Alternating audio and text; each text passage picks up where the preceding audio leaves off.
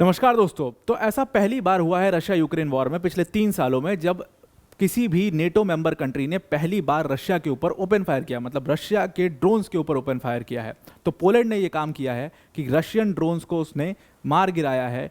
और पोलैंड का कहना है कि ये सारे जो रशियन ड्रोन्स थे वो पोलैंड की टेरिटरी में घुस गए थे, जो उनके एयर स्पेस में घुस गए थे, जिसके बाद उन्होंने इसको मार गिराया है।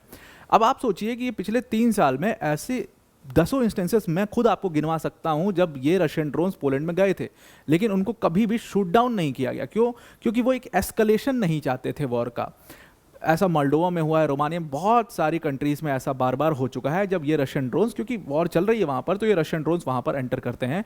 बट ऐसा हर बार हुआ है जब इसको मारा नहीं गया उन रशियन ड्रोन्स को, या कोई भी नेटो मेंबर कंट्री उसमें इन्वॉल्व नहीं हुई है इस तरीके से। और ऐसा इंस्टेंस 3 साल में पहली बार क्यों हो रहा है, उसके पीछे की पूरी पॉलिटिक्स जो है वो समझना चाहिए। क्योंकि यहाँ पर नेटो बस किसी भी तरीके से ये दिखा करके कि बाकी की सारी कंट्रीज खतरे में है, वो अपने मिलिट्री एक्शन को लेजिटिमाइज करना चाहता है। वो रशिया को घेरना चाहता है और अपनी मिलिट्री एक्शन को किसी भी तरीके से लेजिटिमाइज करना चाहता है। ये एक बहुत बड़ा इंसिडेंट इसलिए देखा जा रहा है उसको एक बड़े इंसिडेंट के तौर पर, क्योंकि जो पॉलिटिकल चेंज, जो जियो पॉलिटिकल चेंज बाकी का हुआ है, जहाँ पर कुछ कंट्रीज जो हैं वो एक साथ आ गई हैं नेटो के खिलाफ और एक पूरा ब्लॉक बनता हुआ दिखाई दे रहा है, वो उसके रिस्पॉन्स में और ट्रंप के प्रेशर में ये चीज़ की जा सकती है। उसको उस पर्सपेक्टिव से समझना यहाँ पर बहुत ज़्यादा ज़रूरी है। और इसीलिए इस पूरे जो घटना है इसको काफ़ी डिटेल में जाकर के अंदर से देखना पड़ेगा कि यहाँ पर चल क्या रहा है एग्जैक्टली। ऐसे सारे इंस्टेंसेस डिस्कस करेंगे जब ऐसी घटनाएं हुई हैं और जब आर्टिकल 4 नेटो का अप्लाई किया गया। आर्टिकल 4 जो कि नेटो का है, जो कि आर्टिकल 5 से थोड़ा सा डिफरेंट है, उसको यहाँ पर अप्लाई कर दिया गया है। उसके बारे में भी समझने का प्रयास करेंगे, पूरा डिटेल में इसको समझते हैं। पर वीडियो में आगे जाने से पहले एक बड़ी अनाउंसमेंट अनअकैडमी टीम की तरफ से कि आपकी प्रिपरेशन में हमेशा अनअकैडमी ने आपका साथ दिया है, चाहे आप किसी भी एग्जाम की प्रिपरेशन कर रहे हो। अब जो वो हमारा साथ है वो एक स्टेप और आगे बढ़ चुका है और बड़ा हो चुका है, क्योंकि हमने आपके सबसे खास दोस्त, आपके फ्रेंड ऊना को यहाँ पर लॉन्च कर दिया। और ये आपका बेस्ट फ्रेंड बन सकता है। बेस्ट फ्रेंड इसलिए बन सकता है कि आप इससे जो भी सवाल पूछोगे इंस्टेंट आंसर देगा। जो इसका वॉइस मोड है, इसमें सिर्फ आपको इससे सवाल पूछना है और ये आपका उसका इंस्टेंट आंसर आपको देगा। उसके साथ में यहाँ पर इसका एक क्विज मोड है जिससे आप अपनी नॉलेज को टेस्ट कर सकते हो। आप बाकायदे जिस भी एग्जाम की प्रिपरेशन करो आप अपना पूरा टेस्ट दीजिए, या आपको एक कंप्लीट फीडबैक देगा कि आपकी कहाँ पर आप लैक कर रहे हो, कहाँ पर आपने बढ़िया परफॉर्म किया है, कैसे क्या किया है आपने, सब कुछ ये आपको वहाँ पर देगा। उसके साथ साथ इसका एक स्मार्ट समरीज है, जहाँ पर आप जो भी क्लास अटेंड करते हो उसकी एक बहुत ही स्मार्ट समरी है बना करके आपको दे देगा, जिससे आप इस पूरी क्लास को रिवाइज कर सकते हो। तो इस पूरा ऊना का जो लिंक है, इस फ्रेंड ऊना का जो लिंक है, उसको हमने डिस्क्रिप्शन में दे दिया है। उस लिंक पर क्लिक करके आप ऊना से बात कर सकते हो, आप इसको आजमा सकते हो। इसको ज़रूर से आजमाइए और AI पावर्ड इस फ्रेंड का आप लुत्फ उठाइए और इससे अपनी प्रिपरेशन को और बेहतर बनाइए। तो ज़रूर से इसको डाउनलोड करिए, डिस्क्रिप्शन में इसकी लिंक है, वो आपको मिल जाएगा। Now coming back to the topic, तो जैसा कि मैंने आपको बताया कि पोलैंड ने कई सारे रशियन ड्रोन्स को शूट डाउन कर दिया। ऐसा पोलैंड का कहना है कि वो रशियन ड्रोन्स थे, हालांकि एविडेंसेस अभी तक दिए नहीं हैं, बट वो रशियन ड्रोन्स थे, उनका कहना है। और उनके साथ जो नेटो अलाइज हैं, उनके साथ सारी नेटो अलाइज ने उनको बैक किया है पोलैंड को, और कहा है कि सबके मिलिट्री एयरक्राफ्ट जो हैं वो बिल्कुल तैयार हैं। और जो ये पूरी घटना हुई है, ये घटना को हर उस नेटो मेंबर कंट्री ने बहुत ज़्यादा क्रिटिसाइज़ किया है, बहुत ज़्यादा कंडेम किया है, और कहा है कि किसी भी तरीके से रशिया जो है वो बगल की जो आसपास की नेबरिंग कंट्रीज़ हैं उनके लिए भी बहुत बड़ा खतरा हो चुका है। और इस पूरी घटना में, जैसा कि मैंने आपको बताया, ऐसा पहली बार हुआ है जब किसी रशियन ड्रोन के ऊपर किसी नेटो मेंबर कंट्री ने फायर किया हो। रशिया यूक्रेन का वॉर पिछले 3 साल से चल रहा है। बहुत सारी नेटो मेंबर कंट्रीज़ ने इसके ऊपर कंप्लेन किया है कि उनके टेरिटरी में या उनके एयर स्पेस में रशियन ड्रोन्स आती हैं, लेकिन किसी ने भी आज तक ओपन फायर नहीं किया था। पोलैंड ने उस पर ओपन फायर कर दिया है। अब अगर पोलैंड के प्राइम मिनिस्टर का बयान देखें, पोलैंड के प्राइम मिनिस्टर हैं डोनाल्ड टस्क, उन्होंने बयान दिया कि हम एक कॉन्फ्लिक्ट के बहुत करीब थे। मतलब वर्ल्ड वॉर 2 के बाद अगर देखा जाए तो पोलैंड आज तक इतना करीब किसी कॉन्फ्लिक्ट के नहीं आया है, और ये सबसे ज़्यादा वो करीब थे इस कॉन्फ्लिक्ट के जहाँ पर उन्होंने ओपन फायर किया रशियन ड्रोन्स के ऊपर, जिनकी तस्वीर डोनाल्ड टस्क की आप देख रहे हो। इसका परिणाम ये हो सकता था कि वो रशिया के साथ एक कॉन्फ्लिक्ट में आ जाते, वो भी रशिया यूक्रेन वॉर में एक ऑफिशियल पार्टनर बन जाते, वो भी इसमें इन्वॉल्व हो सकते थे। और उन्होंने इस चीज़ की भी आशंका जताई है कि आगे आने वाले टाइम में वो इसमें इन्वॉल्व हो सकते हैं। लेकिन अगर हम इसको कहें कि क्या ये हम एकदम वॉर के ब्रिंक पर हैं, तो उन्होंने फिर उसको थोड़ा सा मतलब टोन डाउन किया अपनी बात को कि नहीं, हम एकदम वॉर के ब्रिंक पे नहीं हैं। लोगों को इससे बहुत डर के नहीं रहना चाहिए, क्योंकि लोग जो है वो पैनिक बाइंग करने लगते हैं, तमाम चीज़ें होने लगती हैं। तो उसको टोन डाउन करने के लिए उन्होंने कहा कि हम वॉर के ब्रिंक पर बिल्कुल भी नहीं हैं। और लेकिन लोग जो हैं, लोगों को ये हिदायत दी जाती है कि वो कुछ दिन अपने घर में रहें और वो बाहर ना निकलें, क्योंकि कुछ भी सिचुएशन जो है वो किसी भी तरीके से एस्केलेट हो सकती है। इस चीज़ को एक मेजर एस्केलेशन इस रशिया यूक्रेन वॉर में देखा गया है।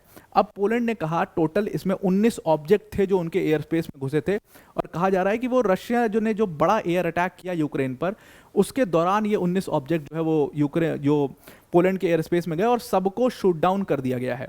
और कहा जा रहा है कि ये अपने वॉर का सबसे लार्ज स्केल प्रोवोकेशन है, और इसके बाद आर्टिकल 4 नेटो का इन्वोक कर दिया गया, यानी कि आर्टिकल 4 को तुरंत अप्लाई कर दिया है यहाँ पर पोलैंड ने। और ये आर्टिकल 4 थोड़ा सा डिफरेंट है आर्टिकल 5 से। यहाँ पर एक तरीके से आप समझ लो कि ये एक कंसल्टेशन मैकेनिज्म प्रोवाइड करता है, और इससे कुछ नेटो कुछ थोड़ी सी मदद जो है उस पर्टिकुलर कंट्री की करता है। अब अगर हम इंस्टांसेस देखें इस ड्रोन अटैक के, ये जो ड्रोन घुसा है मतलब पोलैंड के पूरी टेरिटरी में, ऐसा पहली बार कोई नहीं हुआ है, ऐसा कई बार हो चुका है। अगर आप नेबरिंग कंट्रीज देखोगे तो ये यूक्रेन की neighbouring countries Belarus, Poland, Slovakia, Hungary, Romania, Moldova, ये सारी वो कंट्रीज हैं जो एक्चुअल में यूक्रेन की नेबरिंग कंट्रीज हैं। और अगर इन इंस्टांसेस देखें तो हमेशा पिछले 3 साल में कई बार ऐसा हुआ है जब ड्रोन्स जो हैं वो इनकी टेरिटरी में, इनके स्पेस में एंटर करते हैं, बट ये कभी भी उसके ऊपर ओपन फायर नहीं करते हैं। अगर हम रोमानिया की बात करें तो 3 से 9 सितंबर 2023 की बात है, दानुबे पोर्ट पर रशिया ने स्ट्राइक किया और कई सारे रशियन ड्रोन्स को रोमानियन टेरिटरी पर देखा गया, कई सारे रशियन ड्रोन्स को रोमानियन टेरिटरी पर आकर के एक्सप्लोड होते हुए भी देखा गया। हालांकि रोमानिया ने उसका कोई भी रिटेलिएशन नहीं किया। सेम हाल माल्डोवा का था। माल्डोवा में 13 से 16 फरवरी 2025 की घटना है, बहुत रिसेंट घटना है, जब कई सारे रशियन ड्रोन्स के जो फ्रेगमेंट्स थे वो माल्डोवा की टेरिटरी पर पाए गए थे, लेकिन इसका भी कोई रिटेलिएशन नहीं दिखाई दिया। और क्योंकि ये सारी कंट्रीज़ का सेम कहना था कि भाई हम कोई एस्केलेशन इस वॉर के अंदर में नहीं चाहते हैं। बेलारूस में भी वही हुआ। 9 से 10 सितंबर अभी 2025 बेलारूस ने कहा कि कई सारे जो ड्रोन्स थे, हालांकि उन्होंने इसको रशियन ड्रोन्स नहीं बोला, उन्होंने कहा कई सारे ड्रोन्स थे जो हमारी टेरिटरी में घुस आए थे, हमने उन सारे ड्रोन्स को मार गिराया क्योंकि हमें लगता है ये भटके हुए ड्रोन्स थे और ये हमारा नुकसान कर सकते थे, एक्सप्लोड हो सकते थे, किसी बिल्डिंग में जाकर के टकरा सकते थे, तो इसलिए हमने उन सारे ड्रोन्स को शॉट डाउन कर दिया। वो हो सकता है यूक्रेनियन ड्रोन्स हो, वो हो सकता है रशियन ड्रोन्स हो। तो ऐसे बहुत सारे इंस्टेंसेस हैं जब ये ड्रोन्स जो हैं वो इस कंट्रीज़ की या नेबरिंग कंट्रीज़ की टेरिटरी में घुस चुके हैं, लेकिन ओपन फायर करने की कोई तुक यहाँ पर बनता नहीं, अनलेस और अनटिल आपको सीरियस खतरा हो उन ड्रोन से। लेकिन यहाँ पर पोलैंड ने कहा कि हमारे एयर स्पेस में घुसे और हमारे सिटीजन्स को सीरियस खतरा था, इसलिए हमने उनको शूट डाउन किया है। अब अगर नेटो चीफ की स्पोक्स पर्सन की बात सुने, नेटो जो चीफ है मार्क रूट, उनका कहना है कि उनकी टोटल पूरी बातचीत जो है वो पूरी कंसल्टिंग जो है वो प्रोवाइड कर रहे हैं पोलिश प्राइम मिनिस्टर को, और उसके साथ जो बाकी के नेटो मेंबर्स हैं वो भी उनको पूरा कंसल्ट कर रहे हैं। लेकिन अगर हम सोर्स की माने तो नेटो इसको कोई बहुत बड़ा एस्केलेशन जैसा नहीं देखता।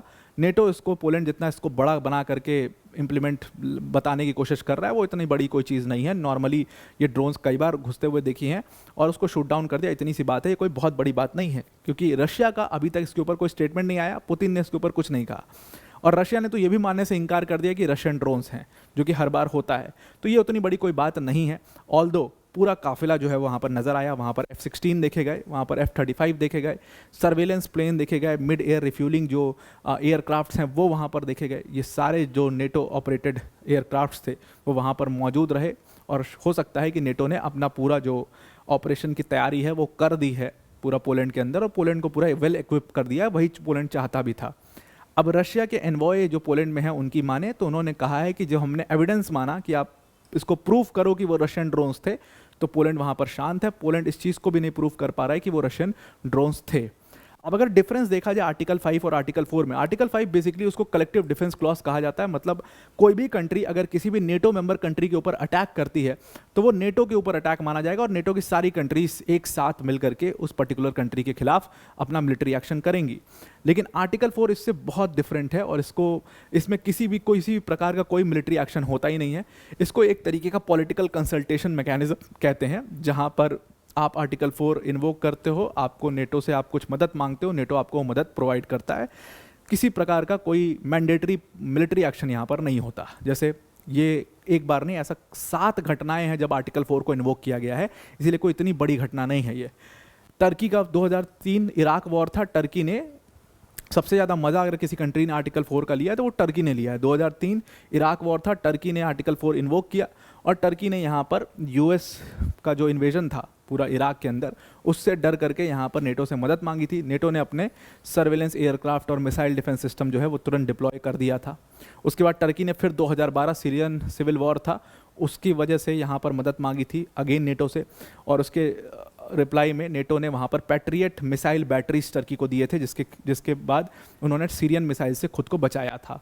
उसके बाद फिर से टर्की ने इसको 2014 में इन्वोक किया, जब आईसिस का जो राइज हुआ था और उसके साथ में सीरियन जो क्राइसिस चल रहा था वहाँ पर, उसको देखते हुए और आईसिस ने जब बहुत बड़ा एक वहाँ पर टेरिटरी होल्ड करना शुरू किया, तो उसके बाद टर्की ने 2014 में फिर से इसको इन्वोक किया और फिर से नेटो ने इनकी मदद करी। पोलैंड ने 2014 में इसको इन्वोक किया था एक बार, जब रशिया ने क्राइमिया के ऊपर कब्जा कर लिया था, तब पोलैंड को डर था कि वो पोलैंड तक भी आ सकता है, तब उसने नेटो को इन्वोक किया था और नेटो ने वहाँ पर उसके रिस्पांस में एयर पुलिसिंग बढ़ा दी थी और मिलिट्री प्रेजेंस जो है वो काफ़ी ज़्यादा हो गया था पोलैंड में। उसके बाद फिर से टर्की ने 2015 में इसको इन्वोक किया था, जब आर्टिकल 4 को, जब टर्की का में बड़े टेररिस्ट अटैक जो है हुए थे और कहा जा रहा था सीरिया का इसमें हाथ है। फिर उसके बाद एक बार फिर से 2020 में जब 30 टर्किश सोल्जर्स मारे गए थे इडलिब में, तब भी टर्की ने आर्टिकल 4 को इन्वोक किया था। नेटो ने कंडेम किया था अटैक को और सीरिया के ऊपर खूब प्रेशर जो है वो उसके बाद बनाया गया था। उसके बाद अभी रिसेंटली जब 2022 का रशिया यूक्रेन वॉर शुरू हुआ, तो पोलैंड और उसके साथ 6 अलग और कंट्रीज़ यानी कि चेक Republic, Bulgaria, Estonia, Latvia, Lithuania, Slovakia, इन सारी कंट्रीज़ ने मिलकर के फिर से आर्टिकल 4 को इन्वोक किया था, क्योंकि इनको डर था कि रशिया इनके ऊपर भी अटैक कर सकता है। तो 7 बार लगभग, और हर बार टर्की और पोलैंड जैसी कंट्रीज़ ने इसको इन्वोक किया। आप समझ सकते हो पोलैंड एक बार फिर से आर्टिकल 4 का मज़ा यहाँ पर ले रहा है, वो उसको इन्वोक कर रहा है, वो कंसल्टेशन चाहता है नेटो से, और फिर कुछ नहीं होगा, नेटो उनकी मदद करेगा, वहाँ पर मिलिट्री प्रेजेंस जो है उसको बढ़ा देगा ईस्टर्न फ्लैंक पर, लेकिन उससे होने वाला कुछ नहीं है। रशिया पोलैंड पर अटैक करेगा ही नहीं, वो एकदम बिल्कुल इस चीज़ को लेकर के बहुत सेट बात है ये। तो आई आपको ये पूरा आर्टिकल समझ में आ गया होगा। अगर आपको हमारे वीडियोस अच्छे लगते हैं तो उसको आप लाइक, शेयर और सब्सक्राइब ज़रूर से करिए, और जो ये QR कोड है इसको स्कैन करके आप वर्ल्ड अफेयर्स बाय अनअकैडमी के ऑफिशियल टेलीग्राम चैनल को ज़रूर से ज़रूर ज्वाइन करिए। तो आज के लिए इतना ही। Thank you and have a nice day.